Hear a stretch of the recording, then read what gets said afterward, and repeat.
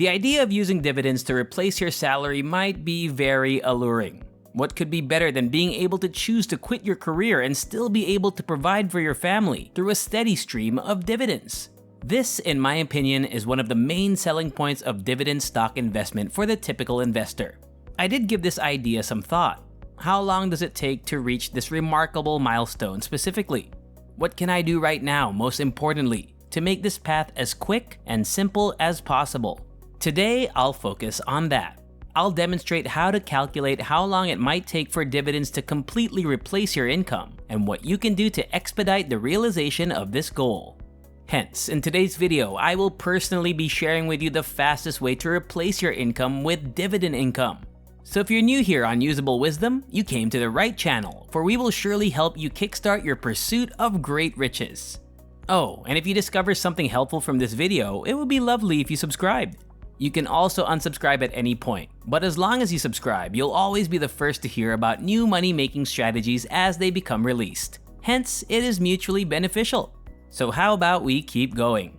The common belief is that you must invest in the optimal dividend stocks, or ETFs, and along the way, benefit from a little luck from Mr. Market.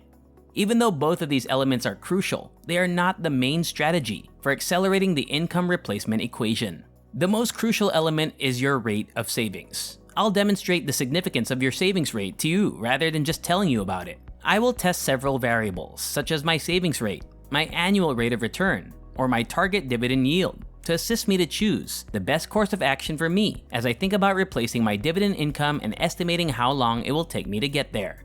You should know that how quickly you can substitute your income with dividends has little to do with how much you make. My monthly income, of which I'll use $3,000 as an example, is the first consideration here. My current savings rate, which indicates how much of my income I currently put toward my dividend portfolio, is the next important variable. I have it laid to 10%, so out of the $3,000 I make each month, I invest $300. The second consideration is the yearly income growth rate, which represents the expected average annual rise in my income. I chose 3% since that is the typical annual rise that people receive. It is also about equivalent to the inflation rate over the long term. I'll be able to estimate how long it will take me to replace my income once I have all of my required elements in place. Resuming with the income parameters in the first part, if I look at the years to replace the current income row, I can see that it will take me roughly 32 years to replace my current income based on the parameters I input. For some of you, that might seem like a long time, but if you begin this journey in your early 20s, you'd reach this milestone in your 50s, which is well before the legal retirement age. This time period's purpose is to replace my existing income, and that is the important thing to keep in mind. I'm calculating how long it would take me to replace the $3,000 I made today, less my savings rate. Technically, I'm not aiming to replace the entire $3,000 I earned today since, if I can save and invest 10% of it, I won't need the extra 10% to support my present way of living. A portfolio worth a little over $1 million, yielding $2,700 in dividend income each month, is needed to replace my existing salary, while replacing my future income requires a nearly $4 million portfolio that brings in about $9,700 in dividend income per month. Instead of replacing your existing income, you should probably concentrate on replacing your future income. The type of living you'll want to lead after you're financially independent may not be supported by your current income. In order to prevent a decline in your quality of life, you should aim for your passive income to at least match inflation. Reverting to the initial 10% return rate and 3% dividend yield, please. The two elements we haven't yet discussed are my income growth rate and my savings rate. Since it has a very small effect on the result, I'll start by discussing my income growth rate. If my income is increasing more quickly, replacing my existing income will take less time, but replacing my future income will take longer. If you're thinking that obtaining a bigger increase would be counterproductive to replacing your income with dividends, I'll explain why it's not right after this. Reconfiguring the rate of increase to 3% is what I'm going to do. I'll now illustrate how the savings rate affects the results we are aiming for in this situation. We currently have a 10% original savings rate. So let's examine what happens if we can increase our savings rate by 5%, which would bring it to 15%. The present income replacement is now around 28 years away, or 4 years earlier, while the future income replacement is currently approximately 38 years away, or 6 years earlier. In this case, it's crucial to note that the future income replacement decreased more than the current income replacement. There are two key reasons for this. One is that we are undoubtedly setting aside a larger percentage of our income, which will grow and multiply in our portfolio. However, we are also striving to establish a lower target income. Remember how I said that if we earn $3,000 per month and were able to save 10% of it, we would only need to replace $2,700 of our income with dividends in order to reach our objective? Therefore, the target income we are hoping to replace is $2,550 if we are able to save 15% of our salary. The target income to replace declines as our savings rate rises. I think the savings rate is the most crucial element in this issue since it allows us to approach our objective from two angles. Before we proceed, feel free to leave a comment below about what you learned today from this video so far. Finished? Now, how about we keep going? It will still take roughly 14 years at a 50% savings rate in this example to replace your present salary, and roughly 17 years to replace our future income.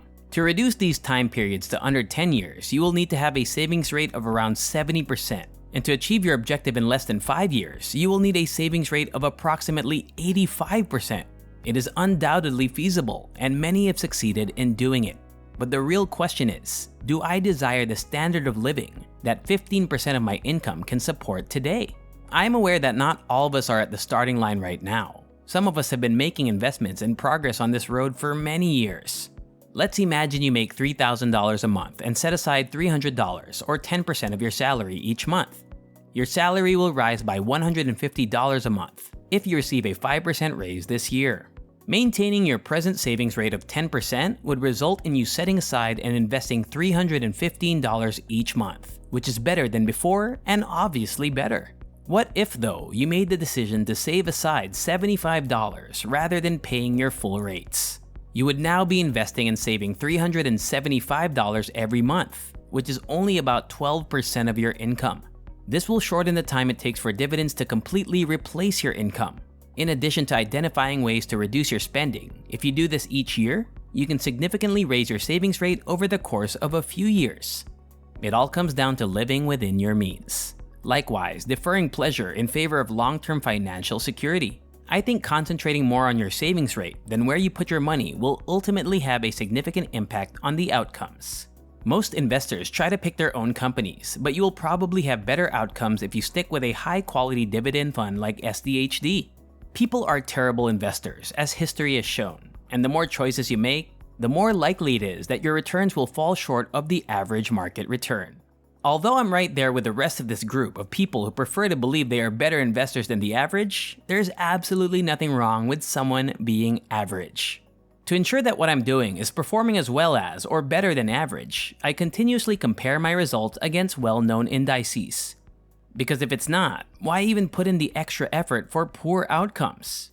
If you have also considered supplementing your income with dividends, fingers crossed my assessment will give you something to consider, and maybe even help you accomplish your own numbers. Thanks for watching! I hope you learned something meaningful from this video, and for more videos like this, don't forget to subscribe and hit the notification button. Until next time, see ya!